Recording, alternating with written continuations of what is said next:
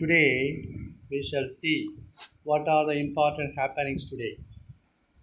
Modi pens open letter. பென்ஸ்னால் ரைட்ஸ்னு இருக்கும். மோடி ஒரு திறந்த கடிதம் எழுதுகிறார்.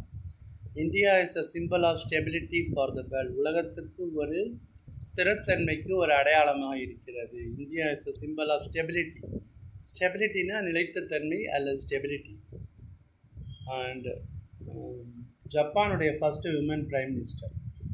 ஜப்பான் எவ்வளவோ முன்னேறிய நாடாக இருந்தால் கூட அங்கே மேல் சாவுனிசம், ஆண்கள் அதிகமாக அதிகாரம் பண்ணுற நாடாக இருக்குது. So far Japan has not seen a PM.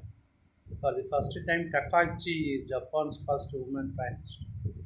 டக்காச்சி is Japan's first woman prime minister.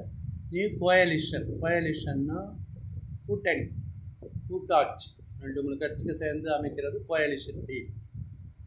And then வான்ஸ்ங்கிறது யாருன்னா American vice president in Israel. Gaza truce அப்படின்னா போர் நிறுத்த அமைதி. ட்ரூஸ்னா peace. Gaza peace going on better than expected. அமெரிக்காவோட United States vice president வான்ஸ் என்ன சொல்லியிருக்காருன்னா, காசாவில் போர் நிறுத்த அமைதி நாம் எதிர்பார்த்ததை விட பெட்டர் தென் எக்ஸ்பெக்டட், எதிர்பார்த்ததை விட நல்லா போகுதுன்னு சொல்கிறாரு. ஆனால் இது உண்மைக்கு புறம்பாக இருக்கிறது. ஏன்னா 203 பேர் கொண்டுட்டாங்கன்னு சொல்கிறாங்க. Detail explanation on page 14. Call for action. We need a law. ஒரு சட்டம் தேவை to protect domestic workers. Domestic workers அப்படின்னு சொன்னால் வீட்டு வேலை செய்பவர்களை பாதுகாக்க ஒரு சட்டம் தேவை அப்படி சொல்கிறாங்க. Absence of legislation. சட்டம் இல்லாததுனால it has many ill effects. லெஜிஸ்லேஷன்னா சட்டம்.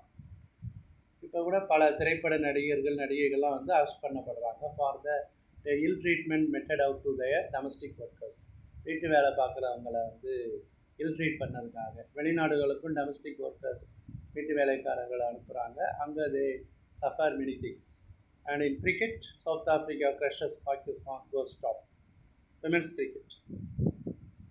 And then new H1B visa fee will not